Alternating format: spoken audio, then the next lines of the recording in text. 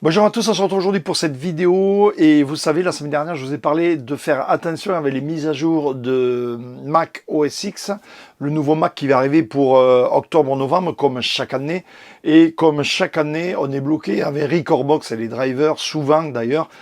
Et on est bloqué soit avec les drivers, soit avec Recordbox qui s'ouvre mal. Donc il faut attendre le feu vert de Pioneer pour faire les mises à jour. Donc voilà, donc je vous ai expliqué dans la vidéo, donc pour les Mac users, comment bloquer les mises à jour de Mac OS X de manière à ne pas se retrouver coincé, comme beaucoup ont été coincés lors de la mise à jour de Big Sur. Aujourd'hui, on va parler de Windows. Vous le savez, Windows va sortir normalement d'ici fin d'année. Et pareil, apparemment, ça serait un Windows avec de grosses modifications. On va voir tout à l'heure qu'il n'y en a pas tant que ça finalement, mais dans lequel, surtout, il modifie au niveau des cryptages. Hein, et donc, il faudra des cartes mères et des processeurs assez récents, soi-disant. Donc, il ne devrait pas s'installer sur beaucoup de PC. Donc ça, c'est déjà une première chose. Et donc, bien sûr, faire attention avec Recordbox, attendre le feu vert de Recordbox pour faire les mises à jour. Donc, je vais vous faire voir comment bloquer les mises à jour sur Windows 10.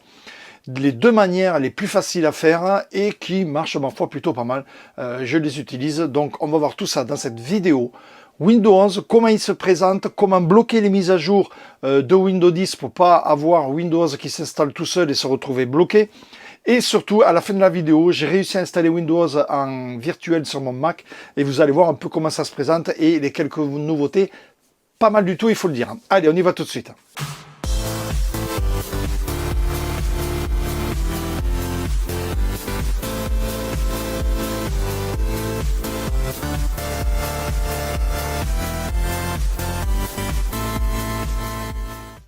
Voilà, donc nous voilà sur mon Mac et on va regarder donc ce Windows 11, donc comme l'annonce a été faite il y a déjà 15 jours maintenant.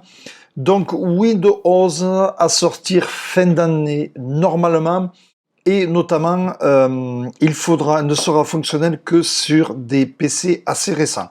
Alors il existe deux outils, je vais vous faire voir de suite, on va le tester après sur mon Windows 10 virtuel. Vous pouvez voir qu'il existe deux outils, donc ça c'est sorti le 28 juin, comme vous le voyez. Il existe l'outil ici à gauche fourni par Microsoft. Il existe ici un autre outil beaucoup plus complet car on arrive à savoir le pourquoi du comment ça ne sera pas compatible. Vous voyez, il y a un gros problème avec le TPM. Donc on voit tout ça, vous avez ensuite les liens pour le télécharger, il n'y a aucun problème, vous téléchargez les deux outils. Et vous faites le test sur votre Windows 10 et vous savez pourquoi ça passera pas. Voilà. Donc, ça, c'était le 28. Mais attention, le 29, le lendemain, on peut voir, vous voyez ici le 29, que Microsoft retire son outil de test. En effet, il y avait des problèmes car les Ryzen de première génération étaient appréciés comme le Core i7, alors que l'on trouve des Atom qui passaient, des Ryzen qui ne passaient pas. En fait, c'était un gros souk dans leur outil de test. Du coup, ils ont décidé de l'enlever. Ils sont allés beaucoup trop vite. Ils ont présenté ça. C'est prévu que pour décembre, hein, donc on a encore le temps. Mais ils sont allés tellement vite qu'ils ont fait un peu un outil un peu en travers. Et heureusement qu'il y a des gars qui en ont fait un autre, donc à savoir si c'est fiable ou pas. On va le regarder de suite. En tout cas, il existe toujours ces deux outils. Vous allez sur ce site-là, c'est Net France. Je vous mettrai le lien dans les commentaires de la vidéo, dans la description de la vidéo. Vous aurez les liens, vous pourrez télécharger les deux outils et tester. Alors, on va voir de suite ce que ça donne sur mon Windows 10 en virtuel installé sur mon Mac, donc avec Parallels Desktop. Donc voici les deux outils. Donc je démarre le premier outil donc fourni par Microsoft comme vous pouvez le voir. J'accepte les termes, j'installe l'outil. Voilà, il s'installe, terminé, il m'ouvre l'application, il va me dire quoi. Voilà, vous voyez, l'outil PC dans le coup. Je vérifie maintenant, il me dit ne peut pas exécuter Windows. Donc effectivement, ça je le savais. Car il y a un problème avec la sécurité et le cryptage notamment, donc il va falloir des PC récents. Ça, c'est ce qui se dit au jour d'aujourd'hui, nous verrons d'ici la sortie. Mais là, déjà, l'outil Microsoft qui a été enlevé le 29, je vous rappelle, me dit que non, mais je ne sais pas trop pourquoi, et même si je clique en savoir plus, je ne saurais pas beaucoup plus. On va tester le deuxième outil qui, lui, ne s'installe pas et il démarre directement. Donc on voit que le processeur, il n'y a pas de problème. Le mode débarrage UEFI, il n'y a pas de problème. Compatibilité du pros, Pour l'instant, on ne sait pas trop, c'est un i7 de je sais plus quelle génération que j'ai, mais bon, peu importe le nombre de cœurs, on est bon. Fréquence du pros 3 Go de 9, on est très bon. DirectX, évidemment, on n'a pas encore DirectX 12 sur Windows 10. Partitionnement, c'est bon. La quantité de RAM 8 Go, ça va aller. Security Boot, ben, il est désactivé. Et la version du TPM, évidemment, il est manquant ou désactivé. Il y a une nouvelle version du TPM lors de la mise à jour de Windows 11. Et c'est pour cela qu'il faudra des PC récents. Voilà. Donc, vous avez les 12 outils. Je vous donne le lien. Vous pouvez d'ores et déjà tester. On n'en sait pas trop, ça va arriver, donc attention pour les mises à jour, attention pour Recordbox aussi. Je vous conseille de bloquer les mises à jour en attendant la réponse de Pioneer. Donc comment bloquer les mises à jour dans Windows 10? Je vous fais voir ça très rapidement. Vous allez ici, clic droit dans les paramètres, vous allez dans Windows Update. Et là, vous pouvez voir que vous pouvez suspendre les mises à jour. Donc, faites-le quand vous voyez les mises à jour arriver de Windows 11, vous les suspendez, vous attendez la réponse de Pioneer et regardez tout simplement, vous cliquez. Voilà, il est jusqu'au 13 juillet. On peut encore prolonger, vous voyez, jusqu'au 20. On peut en prolonger, ça fait 3 fois. On peut en prolonger 4 fois, 5 fois. Vous voyez, on peut prolonger jusqu'à 5 fois. Et là, je vais attendre jusqu'au 10 août, donc environ un mois. On peut prolonger un mois pour les mises à jour. Ça, c'est la première solution. À la fin des 1 mois, vous serez obligé de faire une mise à jour. C'est ce qui est marqué, j'ai jamais testé, pour pouvoir relancer un reblocage d'1 mois. Et vous avez une autre solution, celle-là, qui est pour moi la plus efficace. Vous allez ici, vous allez dans sécurité et système, vous allez dans outils administration et vous allez dans services. Vous ouvrez les services. Vous cherchez en bas dans Windows Update, donc vous êtes là, vous faites arrêter.